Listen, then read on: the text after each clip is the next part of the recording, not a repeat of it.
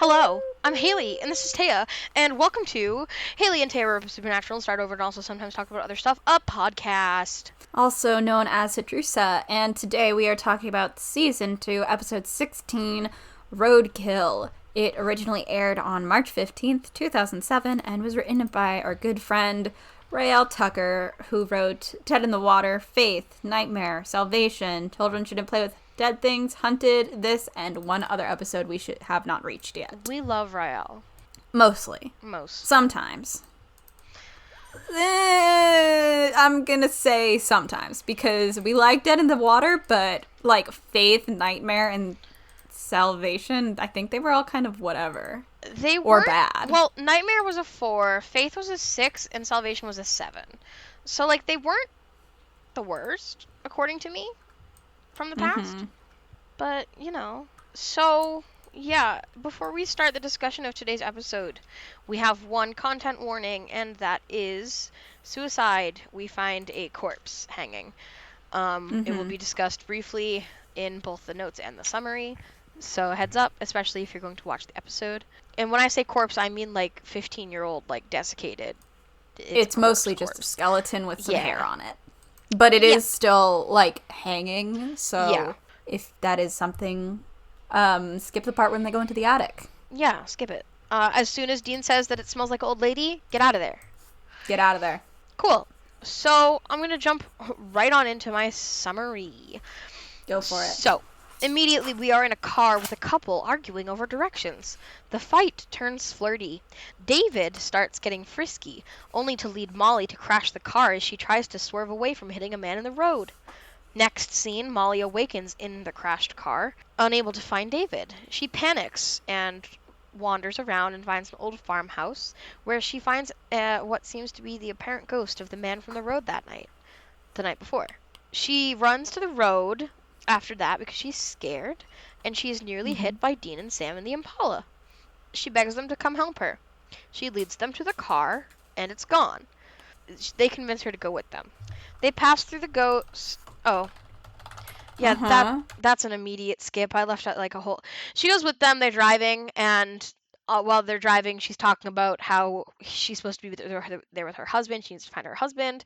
It's their 5-year anniversary, and as they're driving, the ghost shows up on the road, and Dean revs the engine, passes right through it. But then the car stalls. The boys reveal their weapon stash, and Molly almost ditches because she's scared before Dean tells her they're hunting ghosts, and that this is the 15th anniversary of the ghost's death, and he comes every year on the anniversary, and his name, they think, is Jonah Greeley. Cool. They go find the farmhouse where Molly found the ghost in the first place, and they explore it. They find some love notes and old couple scrapbooks with pictures. Sam has a conversation with Molly about earthbound spirits, how they are stuck on Earth, why they are stuck on Earth, all about unfinished business, etc., how they're not evil people, bad things just happen to them, and he feels bad for them. Great. They find an entrance to the attic, where Greeley's wife is found hanging. They bury her. Molly gets brought to the hunting cabin, where she is tortured. The boys find and burn Greeley's body because Sam thinks, oh hey, it's an old Southern tradition that... Oh wait, so at least we know vaguely where they are. They're in the South. Okay. That's all we know. Great. It's an old Southern tradition to bury the dead underneath a tree. So they find the tree that wasn't in the picture and the body's there and they burn it. That doesn't happen yet. Yes, it does. Yeah, it does. After that, Molly's freed. Molly asks what happened to David. Sam and Dean bring her to his house, where he is still alive and is moved on and married. They explain to Molly that she is dead, that there's 2 ghosts that have been haunting the highway. She is the second, and Jonah Greeley is the first. And that she is the one who killed him in the car accident she got into 15 years ago. Molly wants to go see David, but the boys say that's not the best idea for him because he's moved on and it's time for you to move on too. Molly stops herself from going to see David, and she moves on and seemingly goes to heaven because we see a bright light. Cool. And then the boys leave. Yep. Yep. So that's my really thrilling summary of Roadkill. And it's called Roadkill because people died on the road. Wow. Insightful. Do you have anything to add? Not to the summary. Fantastic. Our death count for this episode is technically 10. There's 2 shown on screen, and that is Jonah and Molly. And then there's 5 unnamed people who have died from the ghosts. And then Greeley's wife. And then the ghosts die. So that's 2, 7, 8, 10. Yeah, 10. Woohoo. After that, it's my notes time. Yes, it is. So I didn't take many this time, which is surprising because I was into it. But I guess that's why I didn't take a lot. First I have, there was a then in this recap. Is this important? The answer was no. This episode was not important, I don't think. No. They just did like a then now. And it was like, wait, what? Yeah, it was weird because usually the then and nows are only for like season finales or like important episodes that are plot like heavy. But this one wasn't. I think it was just important because it shows that Sam has emotions, which we already know by now. That. We've been known. Then I have that the House of the Rising Sun is playing again. We don't know for sure that it was in another episode, but we're pretty fucking sure it was in another episode. Yeah. Then I have, this guy wants to bang his wife while driving so bad. Followed by, he got her into a car accident. Idiot. Don't make out with people while driving. I don't understand why this happens in TV shows all the time. Like, if you want to have car sex, pull over. Pull over. My God. Do not drive and fuck. You know, like, don't drive and text. Don't drive and fuck. It's not safe. Speaking of unsafe, my next note is that this car is very unsafe, and this woman should not be okay at all. Followed by the note, this scene would only be okay if she is already dead. Which, she is. She is. And then I have, hold on, okay, so she is not dead and she's fine? Or is this some ghost shit? Followed by, okay, it's some ghost shit. Which is then immediately followed by, this is for real, some ghost whisperer shit. And then the note, I think that Dean and Sam should meet Melinda Gordon. I didn't realize that Ghost Whisperer would be further referenced in this episode by the point that I made that note. I continue. Molly gets really upset in the car, and she says, I called him a jerk.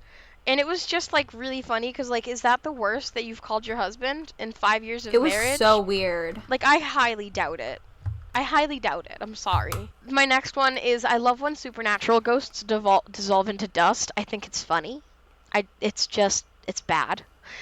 And then I have, Dean and I need to stop being the same. And I think that was when Sam said that car would be fine, and then I was going to be like, spoke too soon.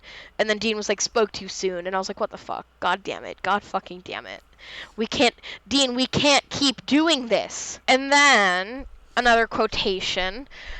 After Dean just says, we're hunting ghosts, Sam goes, don't, and it was, really good. I loved the delivery. Thank you, Sam. My next one is, I don't like when Supernatural doesn't tell us where we are. I like recognizing locations. We went on this whole tangent while we were watching the episode, because all we have for markers are that this was, it was on Highway 99 and then Highway 41. And that's, like, all we have. We also know that they were driving to Lake Tahoe, but... And that's it. That's how we go. I can tell you that Lake Tahoe is in the Nevada mountains. So I'm fairly certain that we were in California. It was really unclear, and it really doesn't matter, but, like, what if I want to know? It matters because I want to know, and that's why it matters. My next one is, I love ghost episodes, which everybody should know by now. But followed by the keynote that Dean just purposely weaved between Molly and Sam, effectively not touching Molly. They don't touch at all through this episode. It's pretty good. You gotta, even though, like, to a ghost expert like myself or Taya, we understand that she's dead. But to somebody who might not pick up on those subtext clues, It's just a subtle little way of being like, hey, something fishy's happening. And then I do really love the concept of ghost who just woke up after a long time and doesn't know they're dead. Fave. Big fave. 10 out of 10. Great trope. Next one is hunters be like, haha, no, we can't let anyone know how to protect themselves. That's our job, ahaha. And to that, okay, you know those books from when we were kids, the Dragonology and whatever? Yes. Yes, Okay. I do. So I think that a hunter in SBNverse should release a book like that, but like for supernatural phenomenon, and write it like it's real. Uh-huh. So that, like, I feel like it would be a weight on your conscience knowing that you know how to prevent, like, attacks from all these different supernatural creatures that are real and exist out there, but, like, people don't, though. Mm-hmm. Like, I don't know, personally, I just think I would be like, oh, man, there's only one of me, and there's a whole lot of people out there, and I can't save all of them. Nobody can. But at least I can share my knowledge, like in Fallout 3. Moira Brown writes the Wasteland Survival Guide. I think that a hunter should write some sort of hunter journal for mass publishing and pass it off as fiction, but people believe it. I think that would be fun. My next note is another quotation from Sam, where he says, spirits really are like wounded animals. Oh, yeah, when he's talking to Molly. Yeah, it was just, like, a really funny line to me, because, like, I understand where he was going with, like, the helplessness part of it, but it's such a funny line. Spirits are like wounded animals. Like, no, they're fucking not, Sam. They're dead. My next note is me being very excited. It is in all capitals, and it says, yeah! Ghost Whisperer reference! Oh, yeah. I got very excited because Ghost Whisperer was directly referenced by Dean Winchester. They have before, though. This isn't the first. No, not even. It's not even the first, but this episode was so reminiscent of a Ghost Whisperer episode, and I had been making jokes about it the whole time. And then Dean goes ahead and makes another one, like a direct one. I was like, bitch, ain't no goddamn way. But also, I think that leads into something else, Taya, and I think that's the fact that Dean Winchester actively watches Ghost Whisperer. Yes, he does. That's like indirect canon. Yeah, it is. Which is very exciting for you, I can imagine. It is very exciting for me. Dean Winchester loves Ghost Whisperer. He just loves it. Then I have the note, this episode was made for me. Which is not the first one this season that I've said that to. It's not. And then I have another quote, 2 quotes in a row. And it's when they find the wife's corpse in the attic. Sam says, we can't leave her like this. And Dean just says, why not? And the delivery of it is so funny. Because he is so, like, flustered and baffled as to why they need to help this dead body. And Sam's just like, it's just the right thing to do. We can't leave her. Which, again, is points for Sam being, having emotions. Being a better person, really. Being a person who has empathy. Meanwhile, Dean Winchester has no idea what empathy means. Nah, he's out here like, why on earth would we do anything about this situation? Why would we do anything here? We can just leave. I have another note that says, this is just like Ghost Whisperer, for real. The whole reveal section where they tell Molly that she's dead and has been dead this whole time is literally just like a Melinda Gordon reveal of her telling the ghosts that they're dead if they don't already know it. And it's like so funny. They bring her to the house and she sees him through the window and then sees his new wife go up and like kiss him, and she's like, what's happening? And they're like, they say, and this is my next note, there isn't only one spirit haunting Highway 41. And you're supposed to be like, oh my god, except like we knew that already, but I'd known since like minute 4. We have known since minute 4, but like it's still just so good and it's so rich. The only thing though is that they do play it out a little bit too much with the flashback scenes and like showing it's so showing bad. us how they knew, but we didn't need to know that. We already knew that. I thought it really took away from the reveal because they not only do they flash back to Sam and Dean talking about it in the car, but then they go through like huge sections of the episode, like re-showing us scenes we've already seen and adding in dialogue from Sam and Dean, like, she doesn't know she's dead. Like, we could have... When they immediately started the flashback, I was like, this is too much. I think if they had kept it to Sam and Dean doing their research and then stopped when they ran into her, they didn't show the car crash, they didn't show her, that might have been okay. Once they started showing us things from the episode and adding in lines we hadn't seen before, I was like, okay, we get it. We already understood. And we reached a point where they said things before, they'd said things in the flashback, and then they talked to Molly afterward too, and I'm like, you've said the same thing 3 times now. I put it together, guys. It was definitely played out, but other than that, the reveal was so good. If they had even if they just they could have just explained the research, like they didn't have to show. Yeah. Is the saying show don't tell? Yeah. Well, in this case, I think they should have told, not shown. But that's just me. My last note is Sam is so sad right now. Yeah. Sam just feels so much all the time. And, like, I get it. Does. I get it. Yeah, I get it. Well, that's my notes. Taya, would you like to dip your feet into Lore Library at all today? A little bit. We've talked about this, I think, in, like, a very recent episode. I think the Houses of the Holy, we talked about how Supernatural fails to have consistent ghosty abilities. Which is a damn shame. Yeah, so technically, Molly is, at least from, like, one line from Dean, you know, like, a singular line in this episode. She's specifically a revenant, which is a type of ghost. So the differences include ignorance, that they are dead, continuous manifestations, which is why she's there constantly, not flickering. She's corporeal. Unlike all other ghosts, which are naturally incorporeal and require calmness or anger to become corporeal, full awareness, they do not need to have remains to be bound to this realm. A simple motive, vengeance, unfinished business, fear of the beyond, etc. will suffice. A lack of ghostly abilities. It is implied, though, that like normal ghosts, if enough time passes, they will eventually go wild, in which case hunters have to step in. If they don't require remains, they can't be salted and burned, so the only thing they can do is lock them up. However, a hunter can find what's causing them to remain on Earth and help them through it. They can be made to move on. Great. Later, at some point, Garth warns a hunter to be wary of their bites, saying it'll just hurt you. It won't turn you. It implies they commonly bite attackers. And then That's really funny. And then in season 13, Dean tells Jack that a reverend is more like a zombie. And I'm going to be honest with you. Here are the appearances. Roadkill. Lazarus Rising. Mentioned only. Bobby suspected Dean was one. Dead men don't wear plaid. Mentioned only.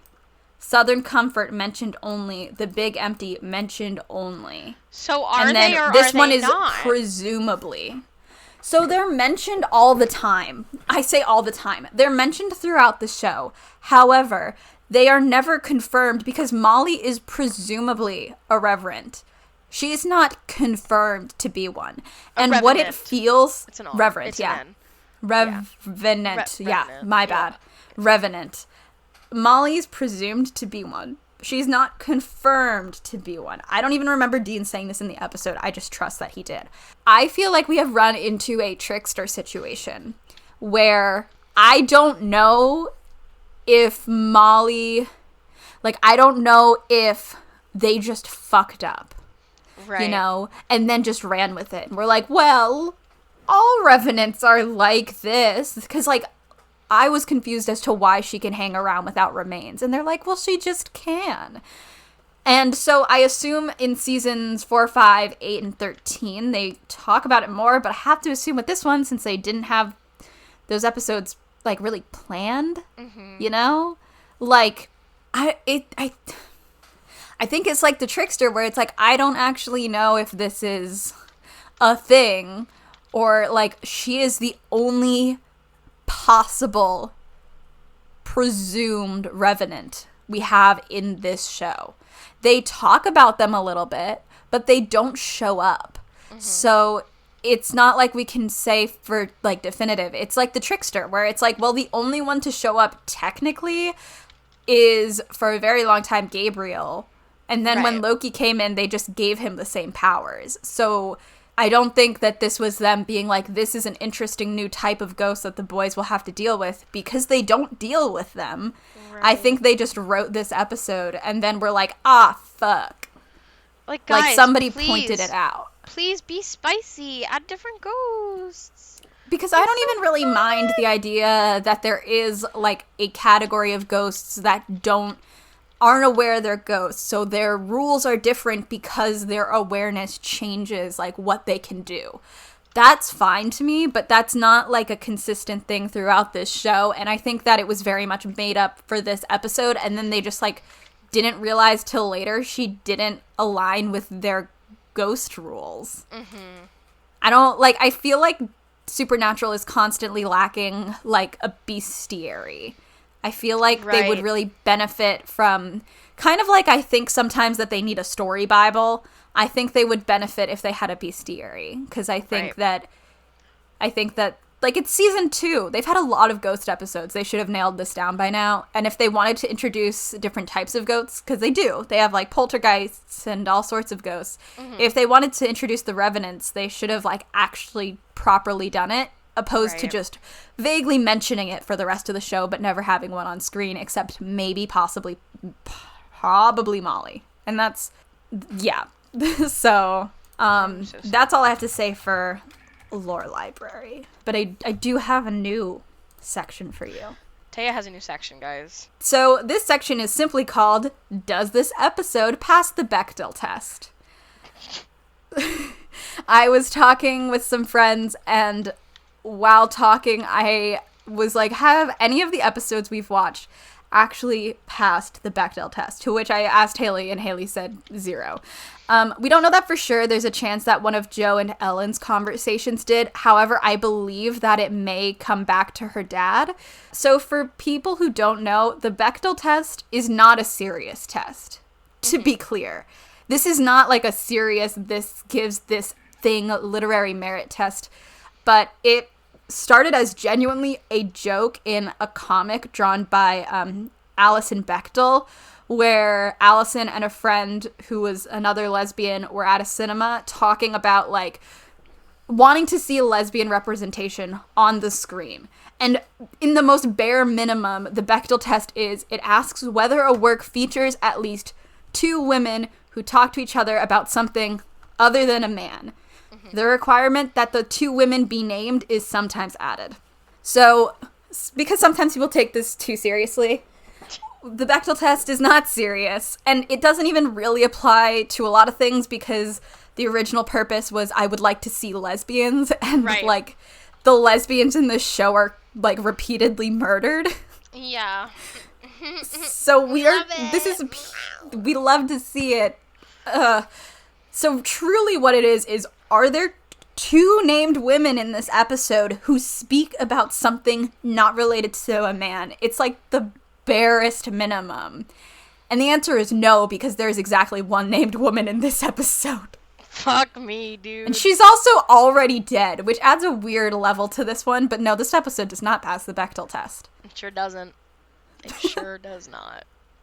I would actually be surprised if we hit episodes that do. I'll be really excited if we do. Is this like the anti-Bechdel test? I don't know.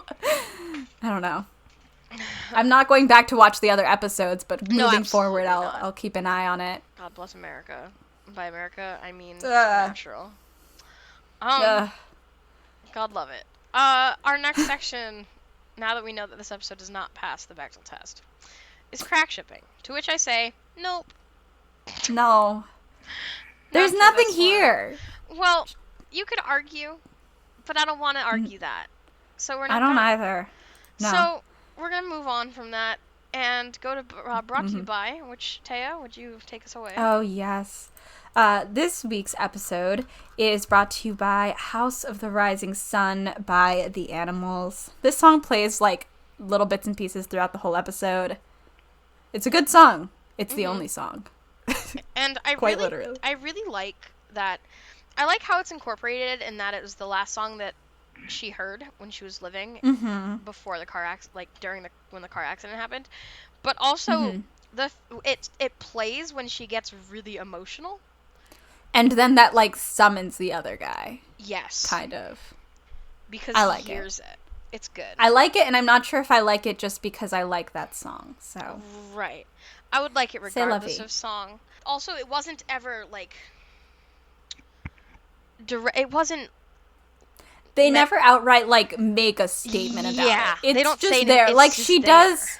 She does say, like, this is the last song I heard before I died, because, like, Sam and Dean don't know. But then they aren't, like, they'll say, like, oh, he's coming. But they don't, like, dive into it too deep, which I can appreciate, since sometimes they're hitting me over the head with stuff. Next one. Fave Wiki, because there's only one song, it's the House of the Rising Sun. Oh, wait, before I do that, I wanted to search something. What? I wanted to see if I could find definitively whether or not we know that it's in another episode. No, it was only in this one episode. It just had an impact on me, so I remembered it so much. That's funny. My favorite Wikipedia page moment. My favorite Wikipedia page detail on this episode is, in cultural references, Ghost Whisperer 2007. We're surprising everyone. Huh? You're surprising everyone. Sorry, 2005. I know, I'm surprising everybody. Dean compares Sam to Melinda Gordon, a character from the TV series Ghost Whisperer. Dean says, Sammy's always getting a little J-Love Hewitt when it comes to things like this. You just gotta love it. So mine is also in the trivia section, and it is, although it is not seen as odd when Sam and Dean take Molly to see her husband, he and his now wife are both awake in the dead of night an hour or two before sunrise and surprisingly active. And then directly under that, an indented bullet says, it's winter, so sunrise would be rather late. They're probably just getting ready for the day after they got up.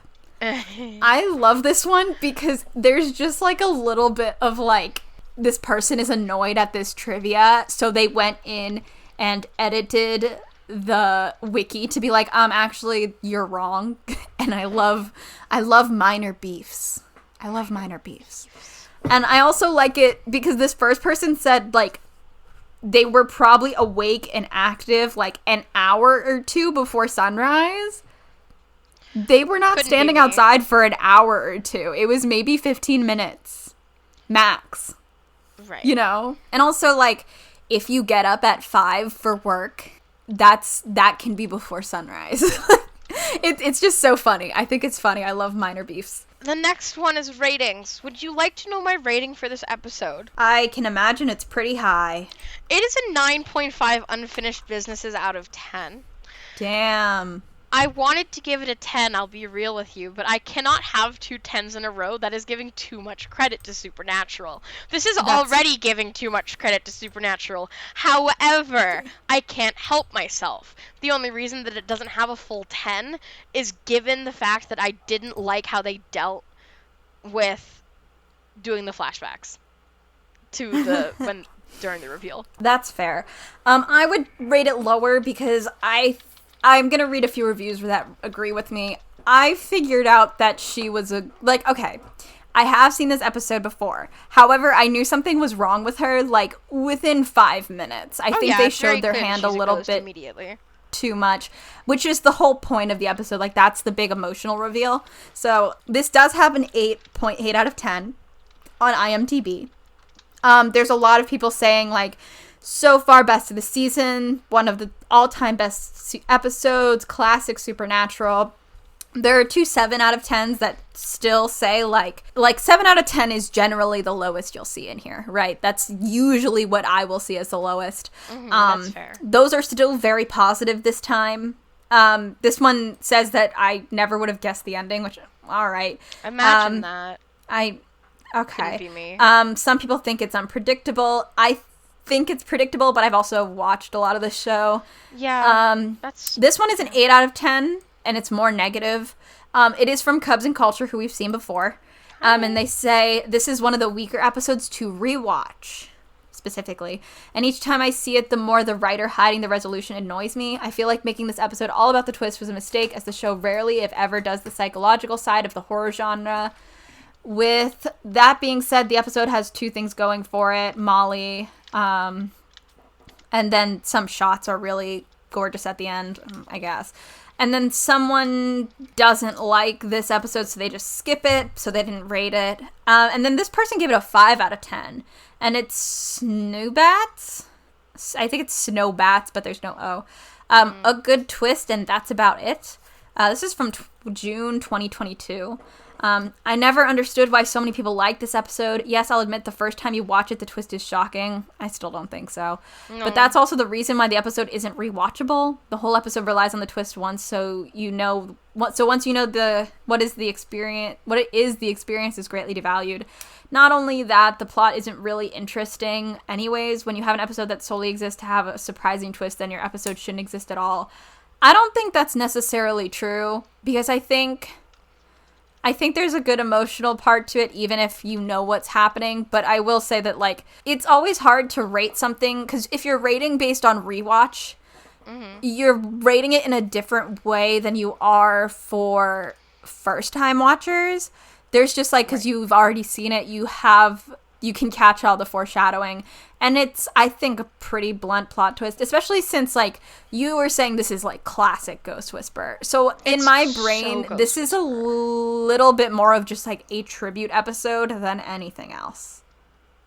Yeah. Like, from what you were saying when we were watching, I was like, I think that this is less about supernatural in a way, because it doesn't tie into any of their overarching plots. We don't learn anything new about Sam and Dean.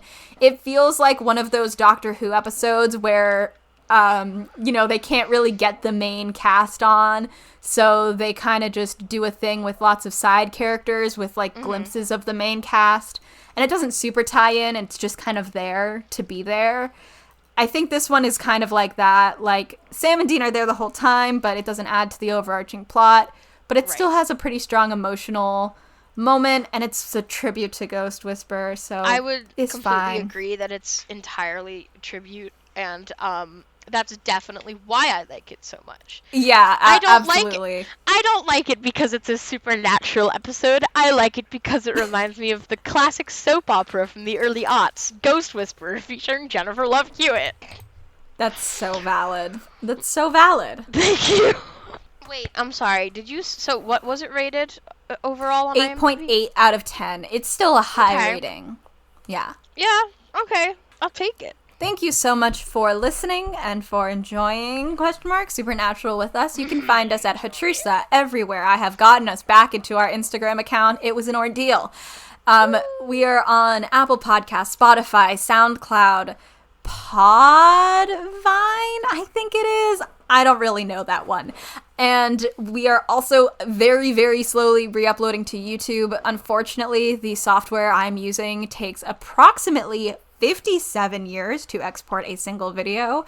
I have been exporting one since we started just the basics today. It's been over 2 hours and we are at 71%. I'm going to commit crimes, so you'll have to forgive me. It's going to take a while to get these HATRUSA episodes up because it is taking a long time. But I'll get them up on YouTube eventually. Like, comment, share, subscribe, tell your friends. If anyone is curious about Supernatural and doesn't want to watch it, because you shouldn't, it is bad. Like, I think sometimes we rate these and we're like, this episode was good. Of the episodes where we've rated it over a 7, most of them I still don't think you should watch. Yeah, no, absolutely. And I've said before that my ratings are never, like, my ratings are not based on anything. It's my gut feeling. Mm-hmm. It's just what I say. One time I bumped something up a point because Dean cried in the episode. So true.